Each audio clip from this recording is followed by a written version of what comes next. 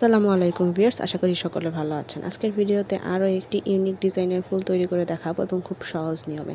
তো তার জন্য এখানে কিন্তু আমি 5 পার্টের একটি কাপড় নিয়েছি। কাপড়টির লম্বা হবে কিন্তু 2.5 ইঞ্চি।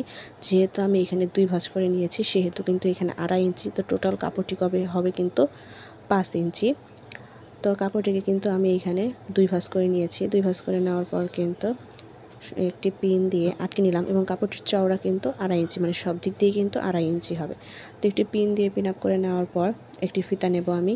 ফিতা দিয়ে মাঝখান বরাবর 1 ইঞ্চিতে একটি দাগ দিয়ে নিচ্ছি। আপনারা চাইলে কিন্তু মাঝখান বরাবর আরেকটি ভাঁজ দিয়ে মিডল পয়েন্টে বের করে নিতে পারেন। সেই ক্ষেত্রে কিন্তু আপনাদের ভাঁজটা দিতে বা দাগটা দিতে খুব সুবিধা হবে। তো মাঝখান দিয়ে একটি দাগ দেওয়ার পর আমি 2 কোণাটা সেই সাইড দিয়ে কিন্তু আমি দাগ দিয়ে নিচ্ছি, মানে টোটাল ত্রিভুজ আকৃতির কিন্তু দাগটি হবে। তো দাগটি দিয়ে নেওয়ার পর কিন্তু আমি ভালোভাবে এখানে কেচি দিয়ে কেটে নেব। কাটার সময় একটু সাবধান হবেন যাতে কোণার দিকটা বেশি না কেটে যায়, সেক্ষেত্রে কিন্তু ফুলের গঠনটা ভালো আসবে না। তো আমি কিন্তু এখানে ভালোভাবে কেচি দিয়ে ভালোভাবে কেটে নিচ্ছি। আপনারা এই যে জায়গাটা, এখানে একটু সাবধানে এসে আস্তে করে কাটার চেষ্টা করবেন। ব্যাস, কাপড়টি কিন্তু আমার কাটা শেষ। এবার আমি পুরোটা মেলে দেখাচ্ছি কাপড়টার শেপটা কীরকম এসেছে। তো ব্যাস, কাপড়টি কিন্তু আমি খুলে নিয়েছি। কাপড়টি কিন্তু মাঝখান দিয়ে কাটা যাবে না, মানে টোটাল কাপড়টি কিন্তু এইরকমই থাকবে। তো প্রথমে একটি কাপড় নিলাম, সেই কাপড়টি নিয়ে যে 2টি কোণা, সেই 2টি কোণা এইভাবে করে কোনাকুনি করে ভাঁজ কিন্তু করে দেব, মানে উপরের যে কোণাটা সেটা যাতে এইরকম ত্রিভুজ আকৃতির একটি ভাঁজ আসে। তো এবার ভাঁজ করে নেওয়ার পর আমি সুই সুতা দিয়ে কিন্তু এইখানে ভালোভাবে সেলাই করে নিচ্ছি।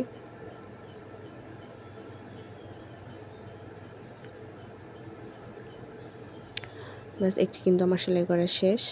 এবার কাপড়টিকে আমি ভালোভাবে টেনে সুতোর শেষ মাথা পর্যন্ত নিয়ে যাব। তো কাপড়টিকে এই অবস্থায় কখনোই রাখবেন না। এইখানে অবশ্যই কাপড়টিকে এইভাবে মেলে দেবেন যাতে সুতোর কোনো ভাঁজ বা গিঁট যদি থেকে থাকে তখন সেটা আপনি বুঝতে পারবেন বা খুলে নিতে পারবেন। তো কাপড়টিকে কিন্তু আমি এইভাবে ছড়িয়ে রাখলাম। সেকেন্ড যে কাপড়টি সেটিকেও কিন্তু আমি সেমভাবে যে কোনো ওপরের যে 2টি কোণা সেই 2টি কোণা বরাবর আমি ভাঁজ দিয়ে নেব, মানে অবশ্যই কোণাটা কিন্তু ভালোভাবে উঠতে হবে। তো ভালোভাবে কোণাটি দেওয়ার পর বন্ধ যে সাইডটি, সেই সাইডটি কিন্তু আমি সেলাইটা দিয়ে নিচ্ছি। আপনারা অবশ্যই প্রত্যেকটি কাপড়ে কিন্তু বন্ধ সাইডটিতে সেলাই দেওয়ার চেষ্টা করবেন। তো এটিও সেলাই করার পর কিন্তু কাপড়টিকে আমি ভালোভাবে মেলে নিচ্ছি। আপনারা প্রত্যেকটি কাপড় সেলাই করবেন এবং এইভাবে করে ভালোভাবে মেলে নেবেন। এবং এই কাপড়টিকেও কিন্তু আমি এইভাবে ওপর দিকে কোনাকুনি করে ভাঁজ দিয়ে নিচ্ছি এবং বন্ধ সাইডটি আমি সেলাই দিয়ে দিচ্ছি।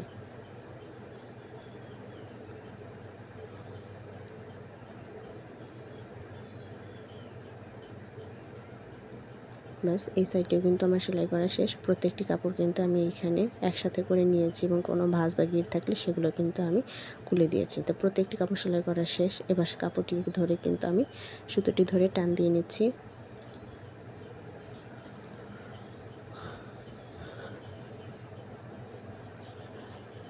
এবার শেষের যে সুতোটা সেটা ধরেও কিন্তু আমি টান দিয়ে নেব। এবার টান দিয়ে ভালোভাবে গিঁট দিয়ে দিচ্ছি। এখানে আমি 2টি গিঁট দিয়েছি।